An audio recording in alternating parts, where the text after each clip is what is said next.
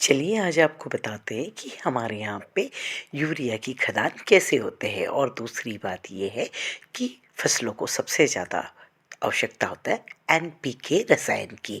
जी हाँ, nitrogen, phosphorus और potash.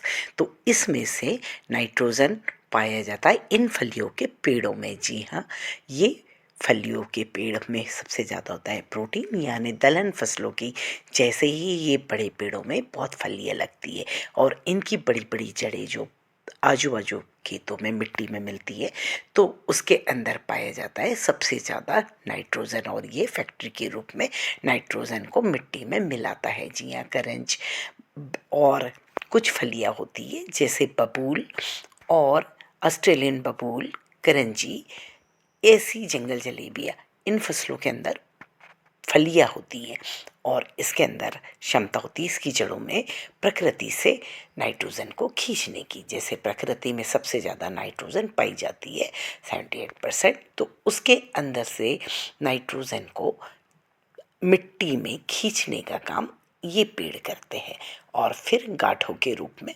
मिट्टी में यह अवशेष छोड़ते रहते हैं।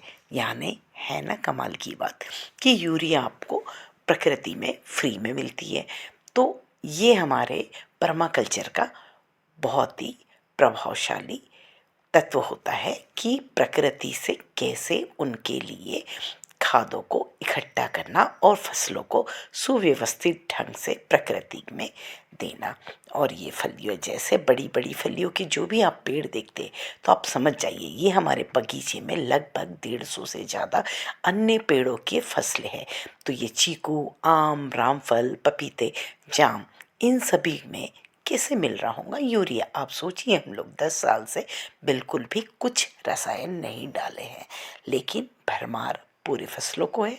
तो इसका काम करते हैं ये फलियों के पेड़। और ये सब कुछ हमारे भैया जी की ही देन है, जिन्होंने प्रकृति खेती करने के लिए हमें प्रेरित किया। और हम इन सभी से अपने बगान और खेत की व्यवस्था देख ले रहे हैं। प्राकृतिक रूप से नाइट्रोजन इनसे ले रहे हैं, साथ में गोबर खाद और दूसरी चीज़ से भी मिल जाता है। पर ये पेड़ बहुत ही कारगर उपाय है इन मेड़ों पर। 2-3 एकड़ के प्लॉट काटिए, यानी खेतों को छोटा छोटा रूप में अलग अलग टुकड़े में व्यवस्थित कीजिए और हर टुकड़े में मेड़ इन पेड़ों की बनाइए। तो आपको सारी फसलों में यूं ही नाइट्रोजन मिलते रहेगा। है ना कमाल की बात। यूरिया देने की आवश्यकता नहीं है, प्रकृति में इतनी यूरिया फैली है, नाइट्रोजन फैली है और यही यूरिया का काम कर लेती है।